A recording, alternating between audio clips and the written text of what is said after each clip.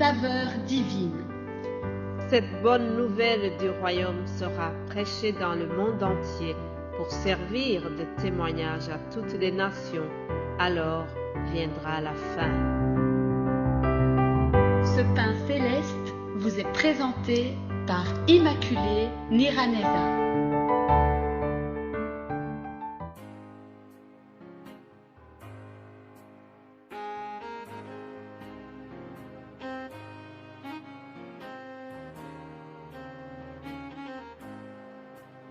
Gloire à Dieu et paix sur la terre à tous les hommes qui l'agréent. Que toute la gloire revienne à Dieu chaque fois que j'ouvre la bouche pour vous partager cette émission. Je vous salue chaleureusement au nom de Jésus-Christ. Je voudrais commencer en vous partageant cette parole du psaume 57 au verset 11. Ce mot est en train de me fortifier, je vous la partage. Car ta bonté atteint jusqu'aux cieux et ta fidélité jusqu'aux nuées. Alléluia. La bonté de Dieu dépasse ce que nous pouvons imaginer.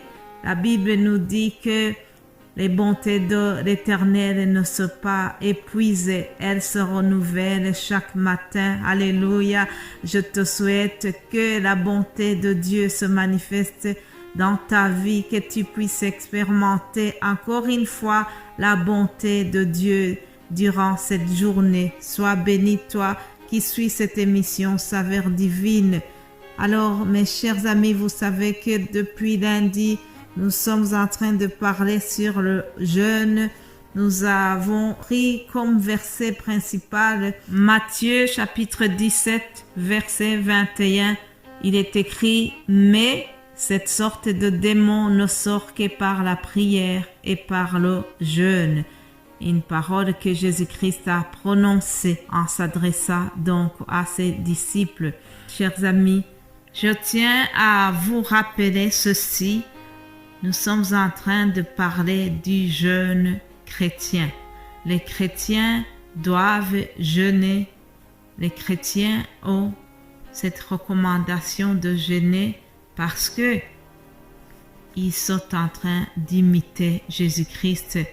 Nous sommes les disciples de Jésus-Christ et nous essayons toujours d'imiter la vie que Christ a menée. 1 Corinthiens chapitre 11 verset 1, je lis « Soyez mes imitateurs comme je le suis moi-même de Christ ». C'est Paul qui s'adressait aux Corinthiens et donc il leur a demandé de faire comme lui. Lui-même a imité Jésus-Christ dans sa vie, alors il demande aux frères et sœurs de faire comme lui puisqu'il a imité Jésus-Christ. Alors, peut-être tu peux te poser cette question.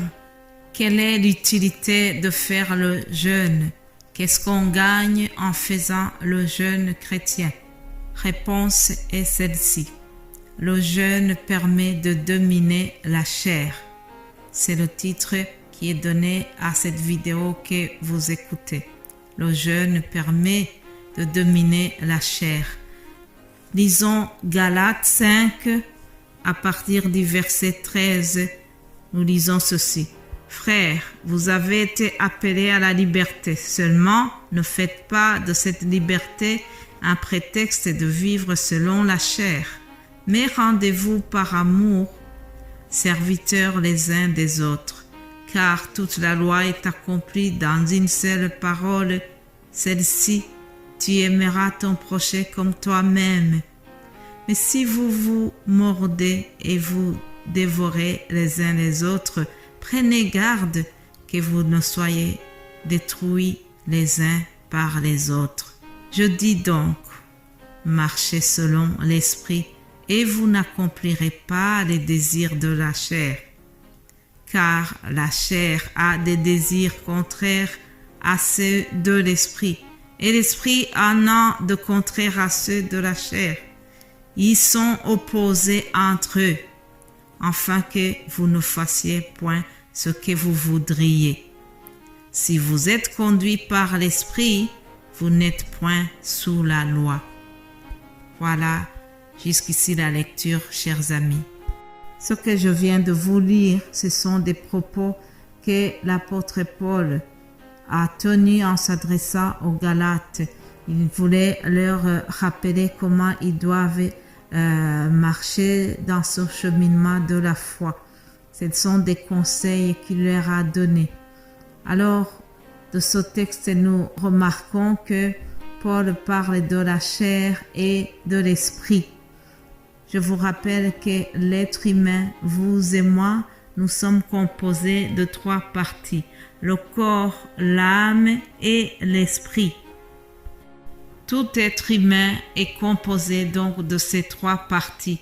Et la Bible vient de nous dire que le corps et l'esprit sont toujours en guerre. Ils se battent éternellement. Chaque jour, le corps et l'esprit sont en guerre. Pourquoi? Au verset 17 de ce texte que je vous ai lu, il est écrit « Car la chair a des désirs contraires à ceux de l'esprit, et l'esprit en a de contraires à ceux de la chair. » Donc, la chair et l'esprit, c'est un couple qui est toujours en dispute, parce que ce que l'un veut, ce n'est pas ce que l'autre veut. Alors, ils se disputent et remarquez que souvent, c'est la chair qui a tendance à remporter le combat. Un chrétien, lorsqu'il fait son jeûne, il est en train de dominer, il est en train de calmer les désirs de la chair. En faisant le jeûne, nous obtenons la force de dominer la chair, parce que la chair nous pousse à faire les désirs qui sont contraires à la volonté de Dieu. Pendant le jeûne, nous recevons la force de résister aux désirs de la chair. Pendant le jeûne, nous recevons encore la force de marcher selon l'esprit et nous ne devons pas accomplir les désirs de la chair. Pendant le jeûne, nous nous entraînons à résister à la tentation. Pendant le jeûne, nous allons encore nous ressourcer pour pouvoir marcher avec beaucoup de fraîcheur dans ce cheminement vers le ciel. Frères et sœurs, pendant le jeûne, nous établissons une communion entre le Seigneur, une communion entre Dieu et nous. Il est important que nous gardions la communion entre Dieu et nous. Il est important que nous préservions l'intimité entre nous et notre Dieu. Alors c'est pendant le jeûne que nous pouvons développer une autre relation, une relation plus intime entre nous et notre Dieu. Vraiment, le jeûne, c'est quelque chose qui est bien, qui va nous ressourcer. Alléluia, alléluia.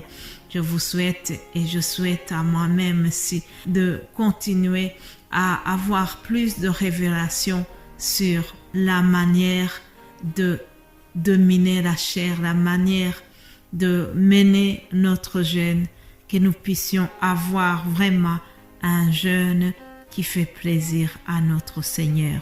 Soyez bénis, chers amis, que le Saint-Esprit nous encourage tous à avoir la force de prier et de accompagner notre prière par le jeûne.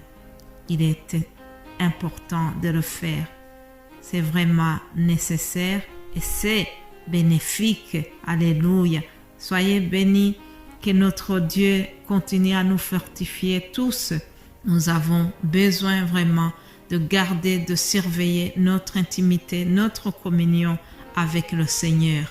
Que Dieu vous bénisse abondamment. Amen.